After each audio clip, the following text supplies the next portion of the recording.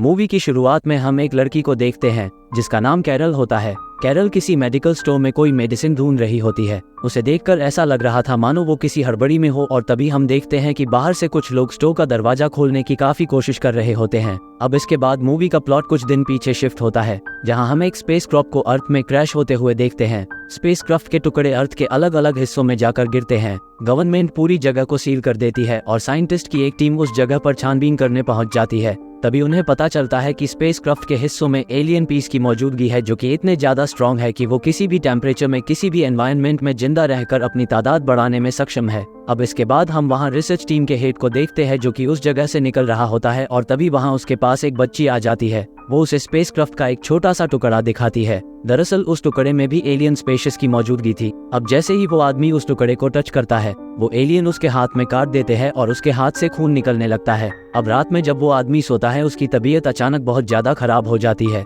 उसका पूरा फेस बड़ा ही भयानक दिख रहा होता है, लेकिन अगली सुबह जब वो उठता है वो बिल्कुल ठीक होता है। वो अपनी वाइफ को कॉल करता है। उसकी वाइफ कैरल होती है जो कि एक डॉक्टर थी और इसे पहले ही मूवी के स्टार्टिंग में देख चुके हैं। दोनों के बीच में डिवोर्स हो चुका था। वो अपनी वाइफ से कहता है कि मुझे अपने बेटे से मिलना है, जिस पर कैरल उसे कहती है कि नहीं, अब हम दोनों अलग हो चुके हैं और मैं अपने बेटे को तुमसे मिलने नहीं दे सकती। जिस पर उसका हस्बैंड उसे कहता है कि मैं भी उसका पिता हूँ, मुझे भी अपने बेटे से मिलने का पूरा हक है। लेकिन कैरल उसकी एक नहीं सुनती और फोन रख देती है। अब इसके बाद कैरल अपने एक फ्रेंड जिसका नाम बेन होता है उससे मिलती है। बेन भी एक डॉक्टर होता है। कैरल बेन को अपने हस्बैंड से हुई पूरी बात बताती है, जिस पर बेन कैरल को समझाता है कि वो उसके डैड है, तुम उनको मिलने से नहीं रोक सकती। आप कैरल को बेन की बात समझ आती है, इसीलिए वो अगले दिन अपने बेटे को लेकर अपने हस्बैंड के पास चली जाती है। लेकिन हमें यहाँ एक चीज पता चलती है कि अपने बेटे को सामने देखने पर भी उसके फादर के चेहरे पर कोई भी एक्सप्रेशन नहीं होता, ना कोई खुशी ना ही कोई गम। वो बिल्कुल एक्सप्रेशनलेस होता है और ये चीज उसके बेटे को बड़ी अजीब लगती है।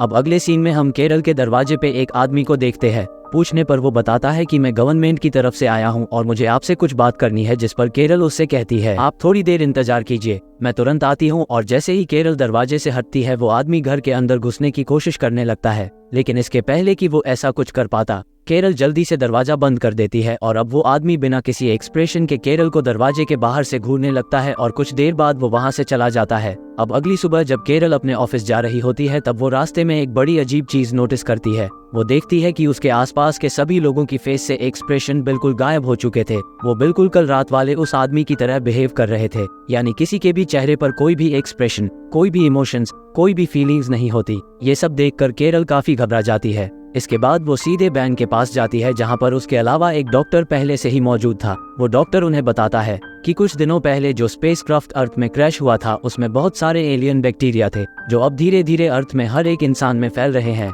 ये बैक्टीरिया बॉडी के अंदर जाकर सबसे पहले माइंड को अपने कंट्रोल में लेते हैं और फिर पूरी बॉडी को कंट्रोल कर लेते हैं और इस बैक्टीरिया से इन्फेक्टेड लोगों के एक्सप्रेशन बिल्कुल ही गायब हो जाते हैं। अब डॉक्टर की ये सब बातें सुनकर कैरल अपने बेटे को लेने सीधे अपने हस्बैंड के घर जाती हैं। वहां जाने पर वो कई सारे लोगों को घर के अंदर दिखती हैं, जिनके चेहरे पर भी कोई एक्सप्रेशन नहीं होता। वो अपने हस्बैंड से अपने बेटे के बारे में पूछती है, जिस पर वो कहता है कि वो अभी अपने दोस्त के यहाँ खेलने गया है। कैरल घर के अंदर जाकर अपने बेटे का सामान पैक करने लगती है, लेकिन जैसे ही वो घर से बाहर निकलने लगती है, वहां मौजूद सभी लोग उसका रास्ता रोक लेते हैं और जब उसका हस्बैंड उसके सामने आता है, तब कैरल समझ जाती है उसका हस्बैंड भी अब इस बैक्टीरिया से इन्फेक्टेड है। उसका हस्बैंड कैरल से कहता है कि तुम्हें बस एक बार नींद से जागना है और तुम भी हमारी तरह बन जाओगी। अब जब कैरल वहां से भागने लगती है, तब उसका हस्बैंड उसे पकड़कर उसके मुंह पर उल्टी कर देता है। कैरल जल्दी से अपना चेहरा पोंछती है और वहां से भाग जाती है, लेकिन तभी रास्ते में बैक्टीरिया से इन्फेक्टेड कई सारे लोग कैरल को घेर लेते हैं और उसका पीछा करने लगते हैं। कैरल अपनी कार वहीं छोड़कर पास के एक ट्रेन में चली जाती है। वहां जाकर वो ये नोटिस करती है कि वहां मौजूद सभी लोगों के चेहरे से भी एक्सप्रेशन बिल्कुल गायब होता है, यानी वहां मौजूद सभी लोग उस बैक्टीरिया से इन्फेक्टेड थे। उसे कुछ भी समझ नहीं आता कि वो आगे क्या करें। तभी उसके पास उसके बेटे का एक वीडियो मैसेज आता है, जो कि कैरल से कहता है कि डैड ने मुझे यहाँ किसी जगह बंद किया हुआ है और मुझे यहाँ बहुत डर लग रहा है, प्लीज मुझे यहाँ से ले जाओ मॉम। अब ये मैसेज सुनकर कैरल बहुत घबरा जाती है, वो रोने वाली ही होती है। लेकिन तभी उसके सामने बैठा एक आदमी उसे कहता है कि बिल्कुल चुप हो जाओ, अपने फेस पर कोई भी एक्सप्रेशन मत लाओ, वरना ये लोग तुम्हें नोटिस कर लेंगे और तुमको भी अपने जैसे बना देंगे। कैरल बिल्कुल ऐसा ही करती है, वो अपने फेस पर बिल्कुल भी इमोशन शो नहीं करती। तभी कुछ देर बाद वहाँ इन्फेक्टेड लोगों की भीड़ आ जाती है। वो एक एक करके सभी लोगों को इन्फेक्ट करना शुरू कर देते हैं। तभी कैरल और उस जैसे नॉन इन्फेक्टेड लोग ट्रेन के लास्ट वाले डब्बे में जाने लगते हैं, लेकिन इन्फेक्टेड लोग उन सभी को इन्फेक्ट कर देते हैं। इधर केरल जैसे तैसे ट्रेन से बाहर निकल जाती है और वो भाग के स्टेशन के बाहर चली जाती है। बाहर आकर वो देखती है कि शहर की लगभग सारी आबादी इन्फेक्ट हो चुकी है और बचे कुचे लोगों को भी पुलिस पकड़ कर ले जा रही थी, क्योंकि पुलिस भी अब उस बैक्टीरिया से इन्फेक्ट हो चुकी थी। केरल जैसे तैसे वहां से बचते हुए अपनी घर जाकर अपने बेटे को आवाज लगाती है, लेकिन वो वहां भी नहीं होता। अब इसके बाद वो बेन के साथ उस डॉक्टर के पास जाती है। वहां पहुंचने पर डॉक्टर उन्हें बताता है एक तरह का वायरस है जो कि एक इंसान से दूसरे इंसान में फैलता है। जब इस वायरस से इन्फेक्ट हुआ कोई इंसान सोता है तब जाकर ये वायरस एक्टिवेट हो जाता है और फिर वो उसके दिमाग और फिर पूरे बॉडी को कंट्रोल कर लेता है। इसके बाद वो उनको बताता है कि यहाँ से 80 किलोमीटर दूर एक लैब है और वहाँ जाकर मैं शायद इसका एंटीडोट बना सकता हूँ, जिस पर केरल अपने बेटे के बिना कहीं भी जाने से साफ मना कर देती है।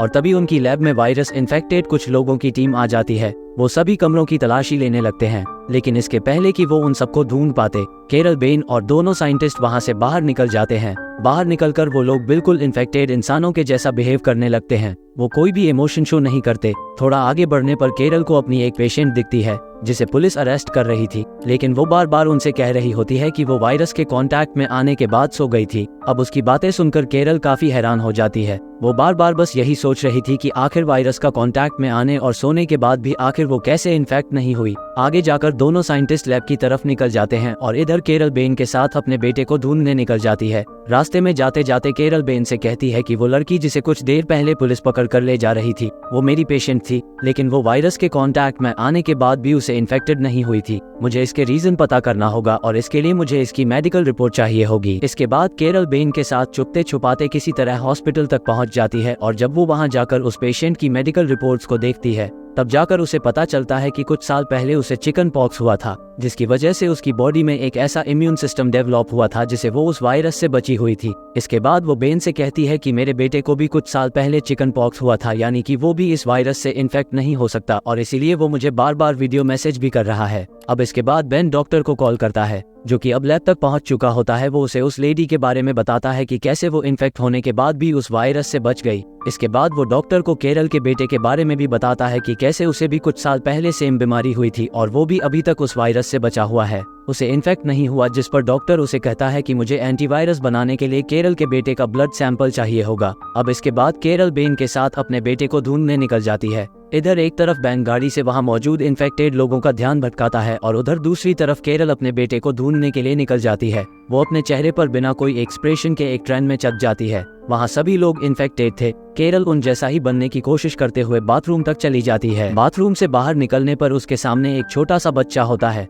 वो बच्चा दरअसल उसके बेटे का दोस्त था। वो केरल से कहता है कि उसकी फैमिली अब नहीं रही, जिस पर केरल उसको अपने साथ ले जाती है। स्टेशन से बाहर निकलने पर उसका हस्बैंड वहाँ उसे लेने आया होता है। वो उसके साथ उसकी मॉम के घर जाती है। वहाँ जाने पर उसे पता चलता है कि उसकी मॉम भी अभी इन्फेक्टेड हो चुकी है, लेकिन वहाँ भी उसका बेटा मौजूद नहीं होता। केरल वहाँ कोई भी इमोशन शो नहीं करती और उनके बीच घुल मिल जाती है और किसी को भी उसके इन्फेक्ट ना होने पर शक नहीं होता। अब कुछ देर बाद उसे उसके बेटे का कॉल आता है। वो बहुत संभल कर बिना कोई इमोशंस दिखाए उसे बात करती है और आखिरकार उसे पता चल जाता है कि वो कहाँ है। अगले ही पल वो अपने बेटे तक पहुँच जाती है। वो उसे लेकर वहाँ से भागने लगती है, लेकिन तभी उसे ऐसा करते उसका हस्बैंड देख लेता है और वो अपने लोगों के साथ केरल का पीछा करने लगता है। आगे जाकर केरल अपने बेटे के साथ एक बेसमेंट में जाकर छुप जाती है, लेकिन उसे ऐसा करता उसका हस्बैंड देख लेता है। वो उनके पीछे पीछे बेसमेंट तक पहुंच जाता है और अपने ही बेटे को मारने की कोशिश करने लगता है, लेकिन इसके पहले कि वो ऐसा कुछ कर पाता कैरल रॉड से उसके सर पर मारकर उसे बेहोश कर देती है और अपने बेटे को लेकर वहां से भाग जाती है। अब इसके बाद वो सीधे एक हॉस्पिटल के स्टोर रूम में जाती है।